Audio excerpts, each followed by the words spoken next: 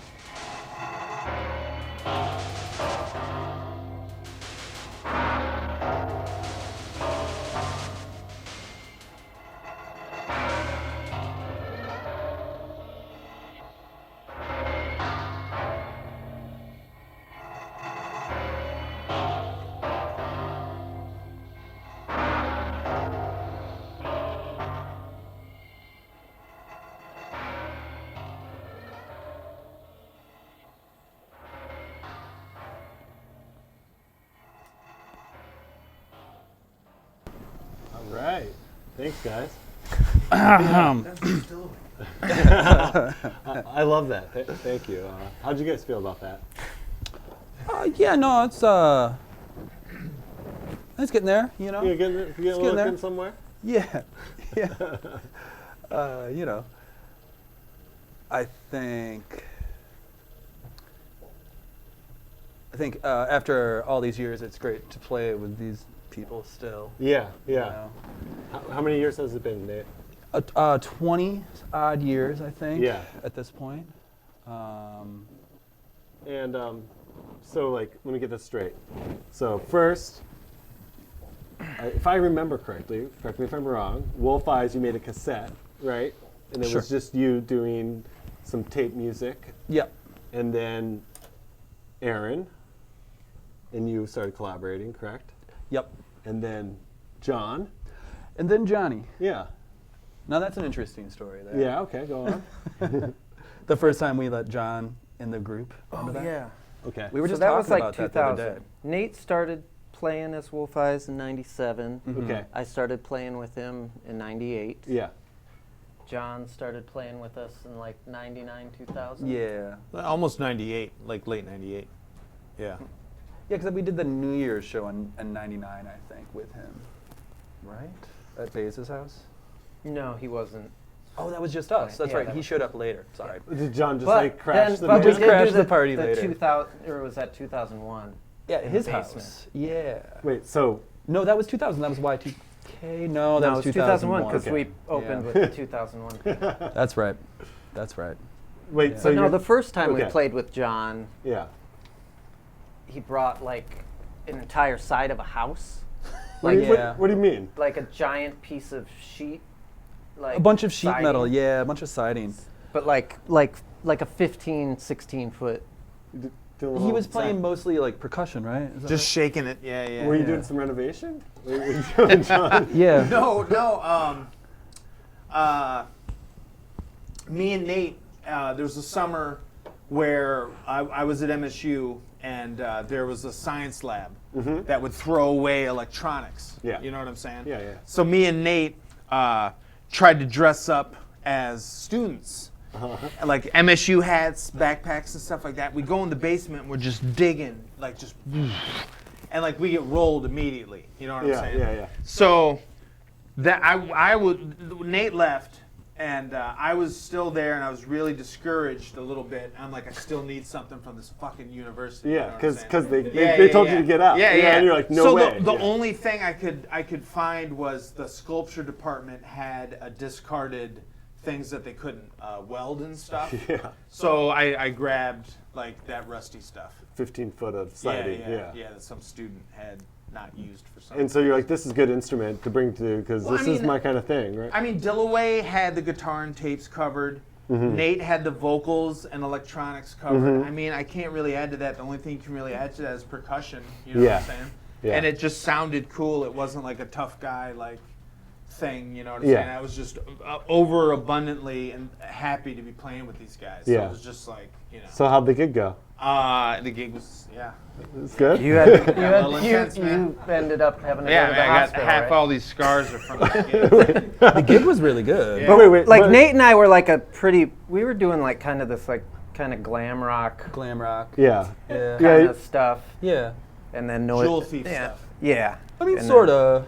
We were coming out of that. Yeah. We had a group called the Michigan Wolverines for a minute Yeah. there, which was more, I mean, glam rock for sure. John played in that too, but it was more like a bebop kind of like Sock hop, Yeah, greaser, like greaser. alley rock. But so still jazzy. but when you're saying that, I don't know. It's still like noise. No, It really? was noisy. No, at that No. point it was noisy. It's just kind of but- inept. It was rock. like, you know, Yeah. like a sock hop with like H.P. Lovecraft PA. Okay. Well, I mean, you remember those days, right? It was Yeah. sort of like the noise rock had come, Uh-huh. and everyone was like, "Oh, okay, so guitars, noise rock, wow." Yeah. Yeah.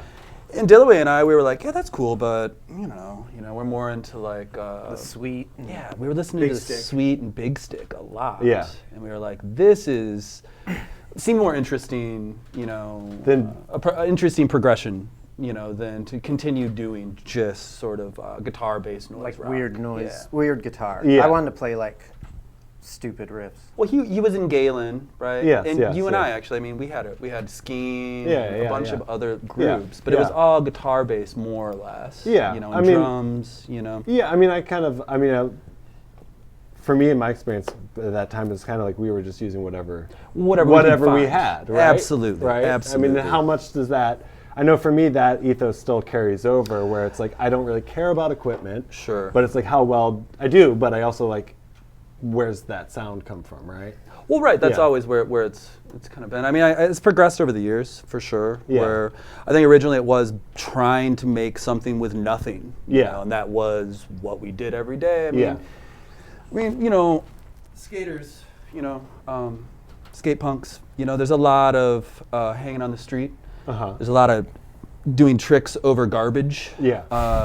Yeah. So you're drawn to these sort of games with your crew. You're messing with trash all the time. Yeah. This is what you do. And notorious skaters are like the cheapest people ever too. So Yeah. you're gonna get away with. You're gonna look for the free stuff. You know what I'm Yeah. saying? Yeah. Well, You sure, know? sure. Yeah.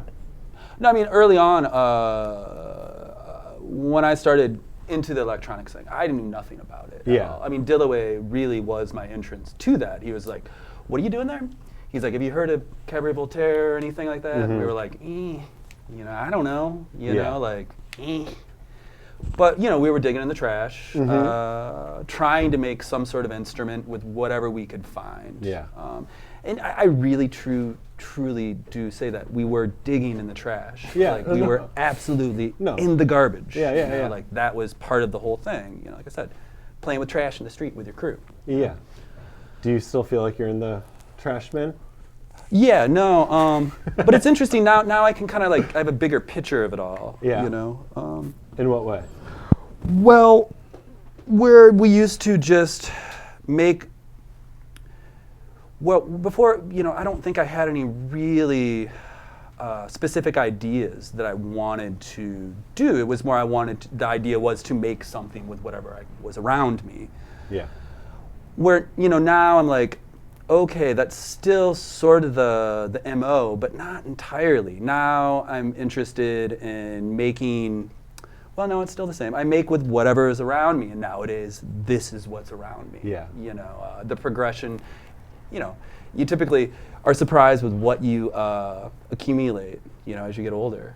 And you just have tons of stuff, Yeah. So that's what we're doing. I mean, sure, there's the instrument side of things. Yeah. But there's also who's around us. Yeah. Who we can play with that's in the immediate vicinity. Yeah. And that's Yeah. totally, maybe even a stronger part of that sort of mentality nowadays. Like who we can collaborate with. Yeah. Versus what trash we can gather. Yeah. To make Well, some that's. sound. I mean, yeah, that's very similar. Very similar. Yeah. Who's the trashy? But however, Yeah. I'll demonstrate that trash aesthetic right now. Yeah. Dilloway has always had that haunted tape effect. Yeah. You know what I'm saying? Yes. Yes. That was always a huge part. Same thing with the blown out Bandit amp. That was a huge part of the sound, Aaron's sound. I realized early on that playing a standard horn didn't really work well with the stuff because really good solid notes didn't really mesh well with Nate's raw electronics and Aaron's ghostly things. So I tried to alter the horn in a completely grotesque manner so it works better in this instance. And there's a mythical dude in what's the middle Ann Arbor place? Ipsy. No? No, The Diag? the The Diag. Diag? What's Yeah. the place that had the jewelry store, the little Nichols Arcade. Nichols Arcade. Okay. There was a guy, a mythical reed guy, who ran through there playing a reed that was a aluminum can. So I tried that recently. Wait. He had an aluminum can as a read. As a reed. Like he cut out and, aluminum yeah, can. and there's a couple of heads that saw that and said it was the craziest sound they ever heard. So that got a homie thinking. Yeah. He told So me I about that. tried it, and I instantly got a little splinter in my lip. Yeah. Like a little metal splinter. It was Yeah. just gnarly. Yeah. So I'm like, I'm not going to give up. So I started looking around and I found my daughter's MRI sheet. Uh-huh. So I'm like, I'll try that out. And I got to playing it, and the first gig I played it for a long part of time, I thought my mouth was chemically on fire. You know what I'm saying? Like, it just was the worst. I thought I was poisoned, 100%. Yeah. But I got used to it. But that trash aesthetic is still to this day this, and I'll play this, and then Aaron will process it, and you'll hear like the sound that's been with us forever. Yeah, give you it know to what I'm us. saying? Yeah. I mean, this Hear has that. been the sound from like day one. You Yeah. know? So. Crazy cadence.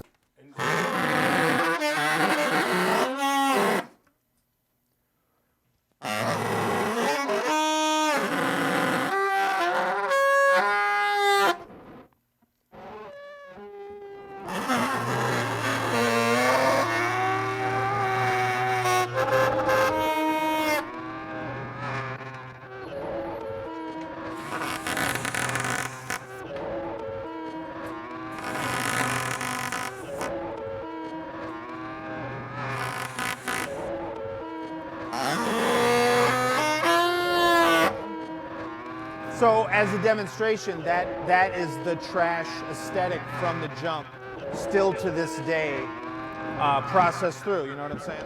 Yeah. And that approach works better with like Nate's tones and stuff.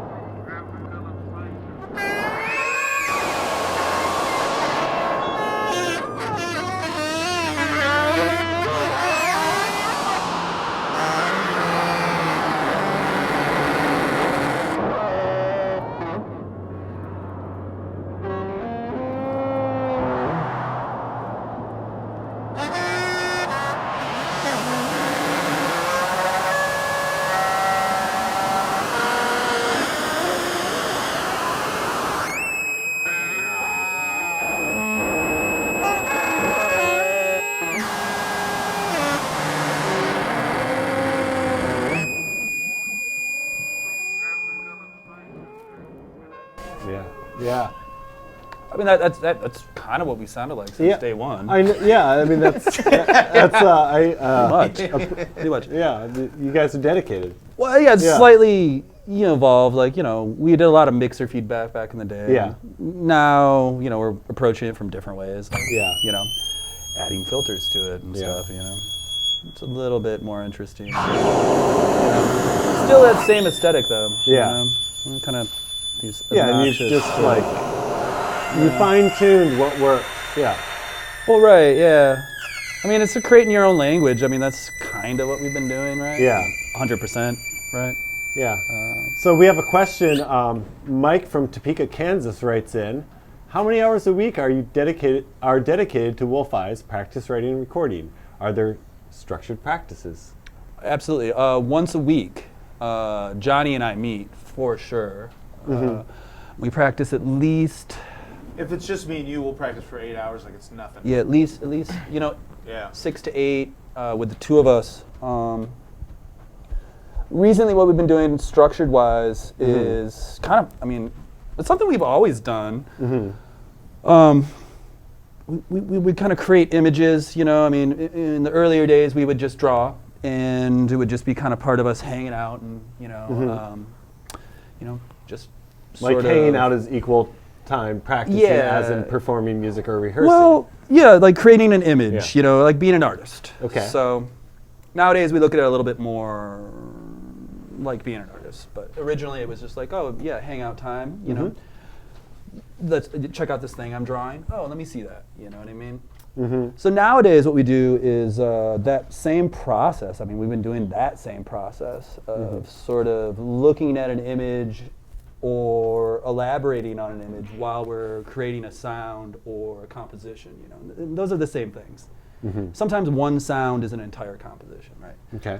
So Johnny and I will like come up with sort of a trope based on an image, and then we'll rehearse that every which way we can for 8 hours straight. We'll end up with typically like 10 versions of the same thing, and an image that is repeated, you know, with every one of those passes. Can you illuminate what you mean by image? Painting. Yeah. Let's just say that. Yeah. You know, multimedia painting. Sometimes it's collage, sometimes it's just line drawing, sometimes it's just paint. Here, more specifically, this summer we shared paintings. Nate would start it, I would start it, and then we would finish it. And we would do sets of 4. And we got to, this summer to be like, let's do an original composition for each painting. Well, right. So the composition was the same, repeated 4 times to go with the painting. Yeah. So you're getting a totally unique piece, but at the same time it turns into a song because you're doing it 4 times, you know? Yeah. And it's an interesting way to look at it. Well, you can actually look at it. You know, here's 4 images that reflect these 4 different variations of tone, you know, in color, shape, form, all that. You know what I mean? It's an interesting way to practice. It forces you to repeat abstract ideas, like really, like what was that? You know what I mean? And do it 4 times in a row or 8 times in a row. It really, we were doing 4s, and that worked out pretty well. So we wouldn't get too tired of it. Yeah. We did 8 a couple times, and that was really hard. Where by the 8th abstract idea, we knew what it was. It was just grueling to continue to have to think that out of your mind, you know, being like, oh, all right, so the first 4 times it's fun. The last 4 times it's like, oh man, wow, you know, it stops being as creative and becomes rehearsal, you know what I mean? Yeah. You start to see how you can do it better, or how certain progressions need to happen, or voluntarily happen, you know? It's an interesting. Well, how do you? I mean, how do you balance that as like a band that's done a lot of touring, you know, and releasing music and stuff? Like, keep that. How do you keep your mental health in that, like rehearsal versus free? We meet once a week. Yeah. But I practice every day, Yeah. as much as I can with a metronome, and just doing repeated things. Yeah. And coming up with ideas so that when I do finally come to the basement, the log, Yeah. I'm stacked with like new things that I want to show. You know what I'm saying? So I'm prepared to, you know, just have new ideas. Yeah. You know. Yeah. And it's not. It makes everything just more spontaneous. And you know, I can't emphasize practicing at home with a metronome. You gotta practice with a metronome, because if you're not, you have no rhythm, and you just kind of slide into the same old stuff. I mean, just working on quarter notes and double notes and just repeating the same thing at a 120 BPM is what I use. It makes when you come to practice and gigs that much better. You know, it's an amazing tool. Yeah. You know. And I never practice. You never practice. Why not? Not time. I practice by playing gigs. Yeah. I pretty much play gigs, and your gigs are good. I think so, at Thanks. least. Yeah. I mean, I agree. Your gigs are good. Yeah, your gigs are good. I mean, how do you make that work?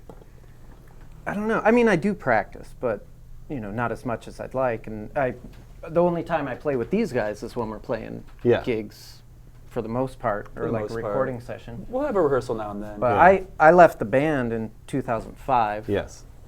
And I play with them here and there over the years. I'm on little bits of some of the records over the years. And this past year, we've been playing a lot more. And with Gretchen, who's hiding out back here. We see you, Gretchen. So when you practice, what is that? Because you work a lot with tape loops, 8-track tape loops, tape delays, and stuff like that. Do you, like, what's your process? Are you hanging out just like cutting things up, like creating that, making new loops, or are you actually jamming, or like how do you get in the both? groove? It depends on how much time I have. But I have a little studio in my house, and I have all my stuff set up so I can, mess with multiple different things when I get the chance to. And a lot of it's really just sitting there and getting multiple loops going, and then I'll record by just mixing those loops live. Yeah. Let's get as many things kind of set in place as I can, and then mixing those and then adding to them live as I go. Yeah, it's always different. Sometimes I'll just hang out for hours playing my synth. Sometimes it'll just be a couple hours just splicing 8-track tapes and trying out different, seeing what's on them when I splice them, because I use old tape that's already got stuff on it. And if I like that, I'll keep that. If I don't like it, I'll tape over it with my own sounds or a snippet of a song I've been listening to lately. But yeah, it's mostly collage. Yeah, cut-ups, collage. Yeah, I mean, I like that about. I feel like. How long have you had that mixer, or those kinds of mixers? Like, I feel like this is the only. Yeah, I've probably had 20 of these. Yeah, but and that's about the only mixer I use for the past 20 years. Yeah. So yeah. I don't like the. You don't like ones with EQs on them? It's got a little EQ. It's got Oh, a real okay. little tiny There you EQ. go. Yeah, It's got really nice pans. It's really simple and crude, and it's got these little switches for like hard cuts and hard signal boosts. Yeah. It's got Bluetooth. It's got Bluetooth too. Yeah. But yeah, and they're just they're kind of tanks. Although I've broken 20 of them or so. But yeah, they're. But they last a while. You probably would have knock on broken wood. 50 of them if you're using. If they a were like different kind. Behringers or Mackeys. No big. How have you guys been able to be working artists, making this kind of racket, Well, I mean, we want to survive. We want to eat. That's pretty much it. Yeah. It really comes down to that. Always kind of has been. Yeah. We made a decision in the early 2000s that every single gig, every single offer will be considered. Yeah. And we've never changed from that. Yeah. Every single thing we see if we can do. Uh-huh. I mean, Right. Yeah.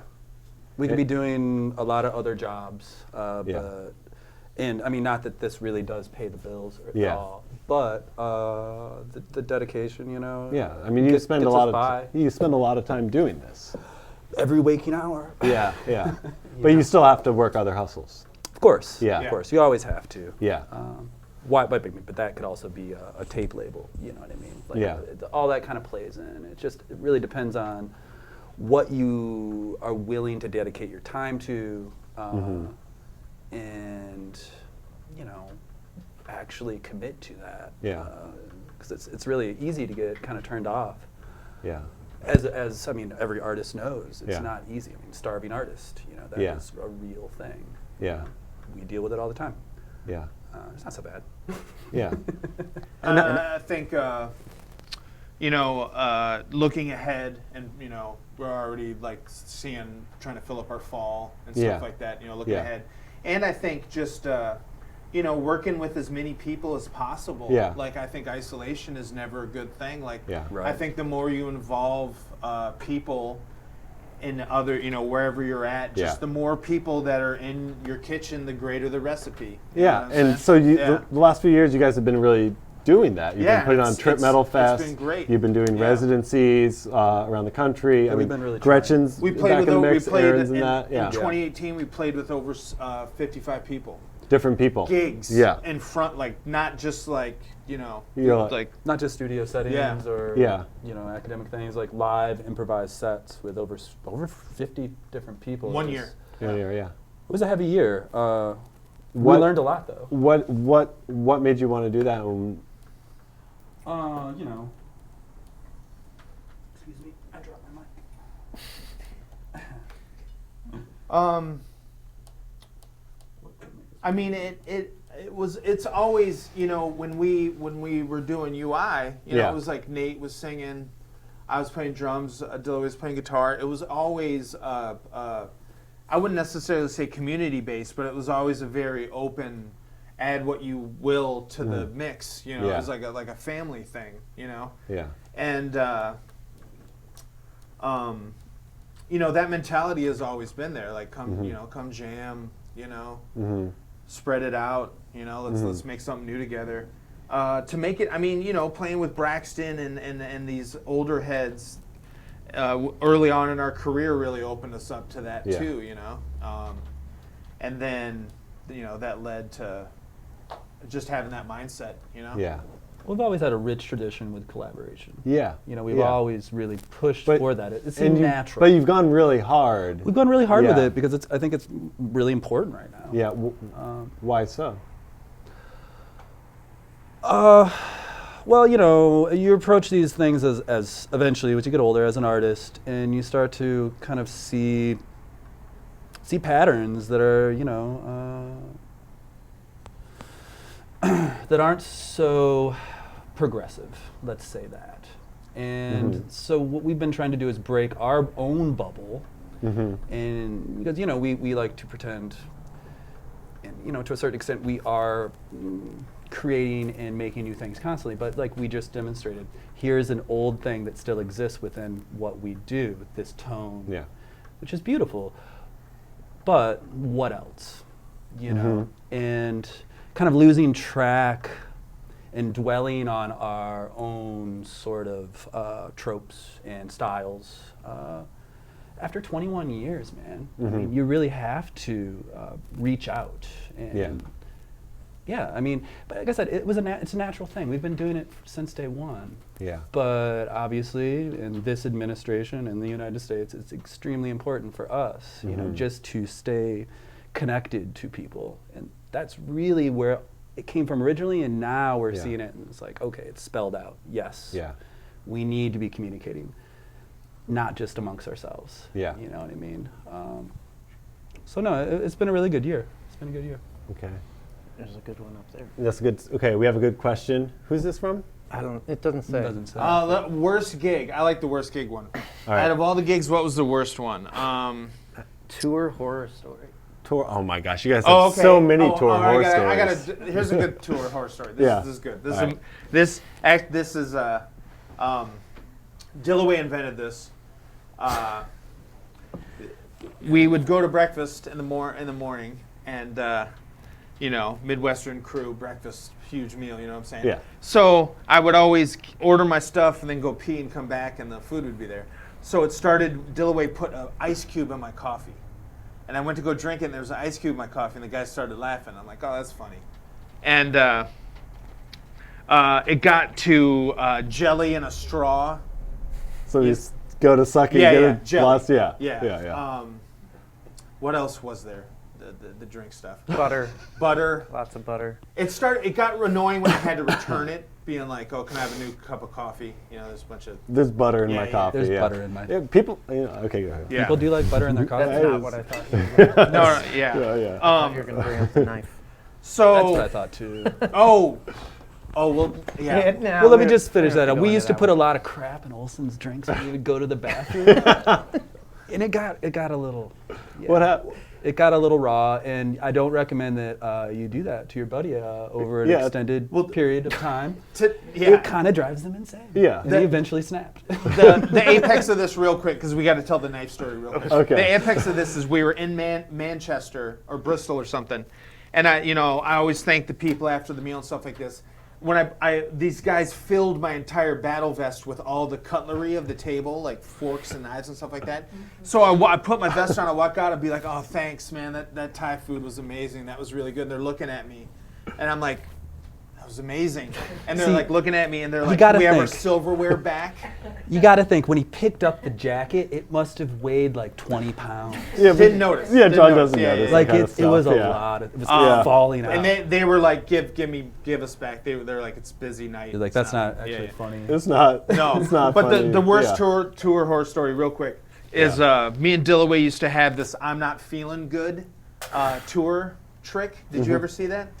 I've seen a lot of these. I mean, Go on. But Dilloway, explain it, like how it started. No, I can't. No, I think you. I think you got it. All right. It's all So you. we would be at a party, and we would see that we'd be in the kitchen freaking out with a bunch of people we don't know. Yeah. And there'd be like a cutlery section, and you go to an old punker house and you could tell they did darts on the wall and Oh shit. yeah. Oh yeah. You know, it'd be in a situation like that. So I would get near the knives and I'd look at Dilloway and I'd be like, all right, man, let's do this. So I'd grab one of the knives and Yeah. I was like, I'm not fucking feeling good, man. Like it's coming on again. And Dilloway would be like, just breathe, man. Just breathe. Just keep it cool. And then people in the party would start to be like, is this all Me right? too. I'd And, be like, Yeah. and I was like, I'm not fucking feeling good, man. Like, it's not good. Dilloway's like, chill. And at this point, like, the party's like, people are freaking out. And then I'd run at Dilloway and I would stab his profile, like, really intense. We nailed it a bunch. Like, Yeah. we had that bad boy. We had that down to some Smothers Brothers, like, Yeah. technique. Yeah. So anyway, we're in Rochester Yeah. at Finkbinder's house. Sure. Not a rager. I think it was like 3 of us. in Three the of us, kitchen. not a rager. So I see that there is a empty beer, like a 12-pack boy. Yeah. And I'm sitting, wouldn't you know it, right next to a big old steak knife selection, just waiting for it. So I grab it and I'm like, I'm not feeling good, man. And Dilloway's like, dude, chill. Like, just chill. And Finkbeiner and like Schoen are like, dude, like, what's going on? I'm like, I'm not feeling good. So Dilloway moves the empty beer case to his stomach. I just start stabbing that bad boy. Just like sweating. Like doing it way too long. And Dilloway pulls his hand back and I see the knife just go like that right across his fingers. I faint. I'm on the ground. And I come to and there's blood everywhere. Dilloway's like, I'm supposed to be the one fainting, you dumbass. Like it was a pretty bad cut, but I mean, it could have been, the digits would have been out, man. Yeah. He would It could have been clubby, worse. Clubby bubby. Yeah. Like big time. But that was the only time you got stabbed. Yeah. Yeah. That's not And bad. it wasn't bad. It was Yeah. just a All tiny. the- Out of all That the one- It looked knives. horrible. It sounds horrible. Yeah, Yeah. And that's that was one of our worst tour stories. Like we haven't That's- had. I mean, You haven't. I don't know. You know. No, not. There's been a lot of. I No, mean, him hitting his head with the. The mace? mace? Yeah, the mace Yeah. when you had to go to the hospital. What Yeah, was that was pretty That was bad. not chill. That was pretty bad. That wasn't good. Maced myself in the head. Yeah. Go to the hospital. Yeah. Had to tell the emergency room person that me and my homeboy were just messing around in the garage. They didn't. Well, They would yeah. put me in the psych ward. if I And was they like, probably "Maced didn't myself." believe that either. Nah. Well, And was they- it? Was it a mace or was it a? It's the one. technically- It's the one on the Morning chain. Star. Morning yeah. Star. But technically, the yeah. funny story of that was when the staples going in, they put 30 staples in, and that hurt. Yeah. But 2 months later, them taking them out Yeah. Oh, sure. was the worst, and I gave them to Twig. Yeah. You're like, send me those staples. It's true. And what did you do with them? I made a lathe cut record, right? Yeah. And put them in, sold them online for money. Yeah. Yep. Sold them staples. Yeah. And those staples were gross. They Oh yeah, smelled- they were. Yeah, people love They're that. big like Yeah, Flintstone. Yeah. Man. Yeah, not chill. Yeah. Yeah. But yeah, we bought a mace or a Morning Star. Morning Star. In, like, at a South- truck stop South down Dakota? south. No. Yes. I don't know. No, South because But we saw it was like Yeah. a lot of armor, and we're like, dude, Yeah. you should get that. But And he they- got it. We got it, and like our first gig was in Seattle. Yeah. Yeah. I was And- on the store. Yeah. And remember, I was like, whenever I would play it, sheet metal bounced back and hit me in the Yeah. face and shit, and it Well, was- didn't sound good. No, it was Yeah. unplayable. It was just Yeah. kind of. So Nate was like, "Yo, just like come out and like Just swing swing it around and and be then really just cool." chill with it." Yeah. Just like introduce it. Yeah. You know what I'm So, saying? like, don't actually. So I got really good at that, and Yeah. then when we got back in Minneapolis, I got the nudge.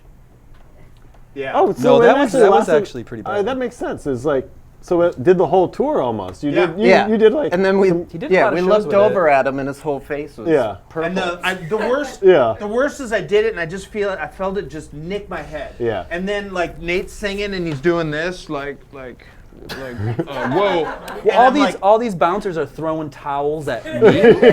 They're like, hey, and I'm like, what is this going on? And I look over at John. He's like, hey, does this look bad?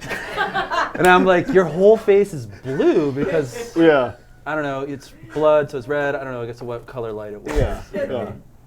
But anyways, yeah, and I was like, I don't know, your whole face is blue. What's going on? He was just like, I cut myself. And I was like, oh, I don't know. I was like, are you okay? And you're like, I don't know, let's just finish this. You know, I was like, all right, let's keep going. And then I blacked out. Yeah. I had, Yeah, that it was bad. But the next night we played, and the homeboy Wilco was there with his wife. Yeah. And Thurston's like, check out what Olson did to his head. And I put my head down, and homeboy it was like, oh my God, and like hit it. And his wife was like, what the fuck are you doing? And I was like, oh my God. Yep. And then that was the night that your high school buddy kept following us back to Ortman's, and we had to ditch him. Remember that? What was he? Yeah. We don't need to go into that. Yeah. Eventful couple days. Yeah. Yeah, that was pretty bad. Yeah. John's got some meme. Should we answer Mimi questions? No. Yeah, we don't want to do that. Orange Sorry, guys. rejected, Stay on the denied. internet. Forrest Kochman. Is that another? That's another meme What question. were- Okay, next. Wait. Yeah. All right. Here, hometown question, right? Yeah. Stacy from Portland, Oregon, writes in and wants to know. Many people suggest that Detroit has a particular influence upon the wide range of artists the city has produced. You are without doubt the weirdest band the city has produced. But I want to hear your own take on how the city and the environment has influenced your sound. That's a good question. Stacy? Mm-hmm. Yeah. That's a banger. I mean, I think there's a lot of weird bands from our city. Yeah. Like a lot. Like a lot. Psychedelic Stooges comes to mind. I mean, that's Yeah. the first thing I think of, you know? So you guys ever Yeah. read that story where, what is it? It's Scott Ashen's talking about one of the first Stooges gig, and it's described as Iggy wearing cleats, stomping on a piece of sheet metal that's contact mic'd. Yeah. Scott not playing drums, but instead playing the reverb box on the guitar amp Yeah. and just guitar feedback. Mhm. So I mean, Wasn't somebody playing a vacuum, too? that was Yeah, that yeah. was and that's kind of, I mean, when I heard that, I was like, oh, so everybody does this. you know? Yeah. So I think Detroit is kind of like that. I Yeah. mean, anything that, a lot has happened there. I'll say that. Yeah. It's definitely a. A lot.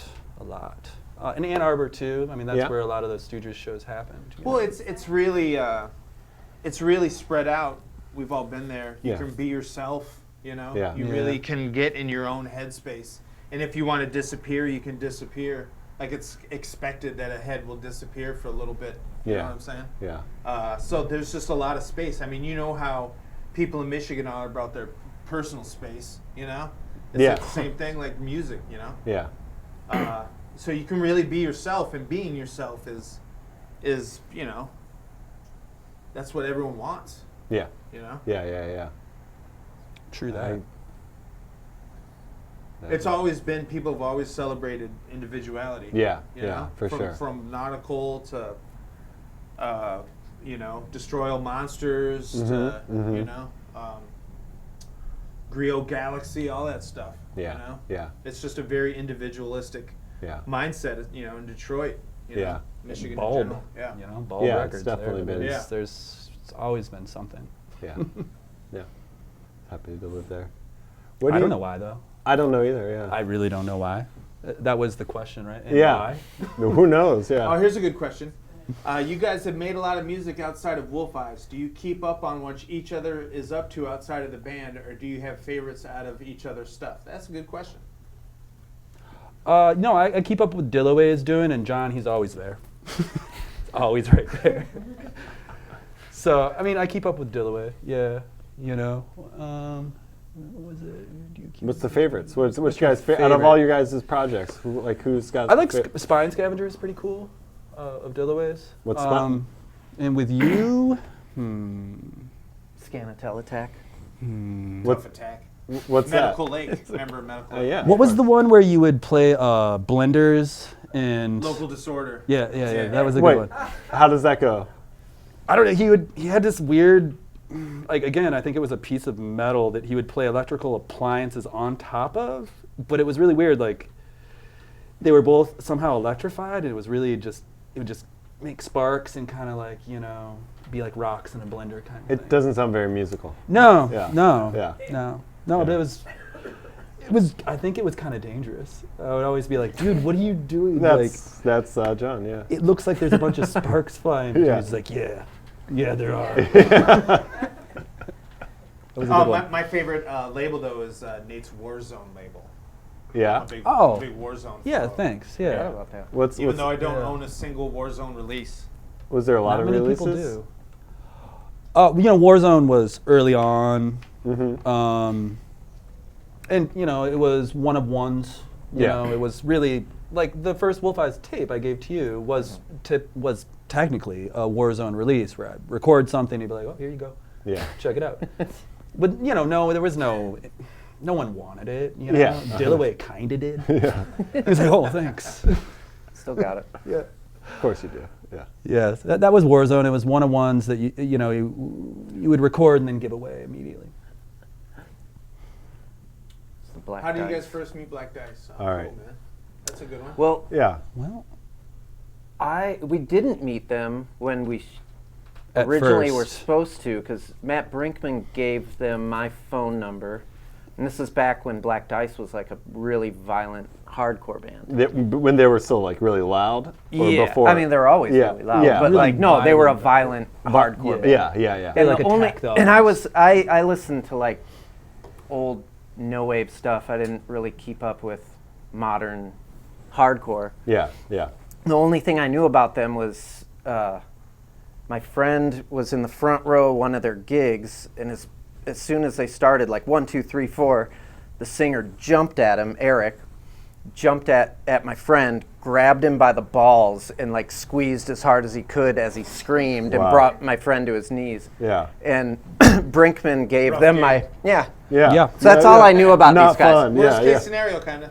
And Brinkman gave him my number to get me to book a Detroit gig, and I was Yeah. just like, You're like, I don't know about this. no one's gonna come to this except Yeah. for my friends. I don't want my friends getting But beat that was up the by some 10-inch, violent. right? Like that was the. No, that was it before that. Before that. Yeah. Because I remember hearing the 10-inch and being like, And then we heard "These the are those 10-inch. guys?" Yeah, and I'm like, And you were like, "Dude." there's a buzz going for like 5-6 minutes straight. Yeah. It's like this kind of jagged hardcore stuff, but Yeah.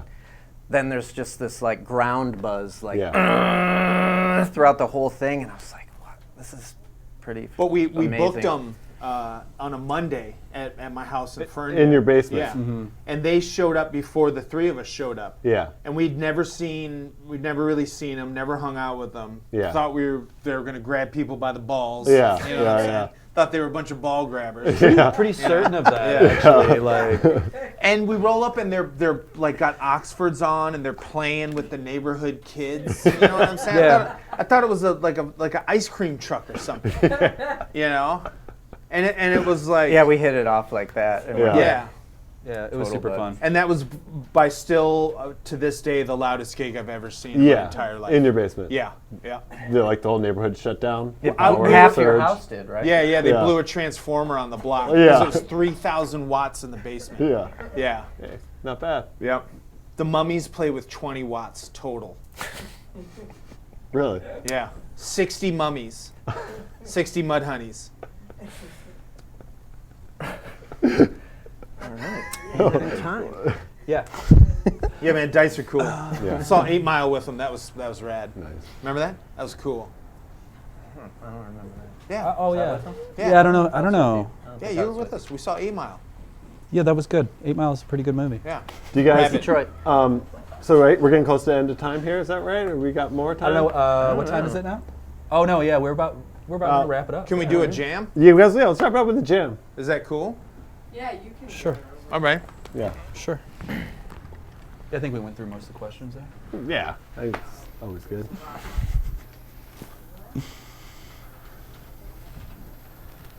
All right.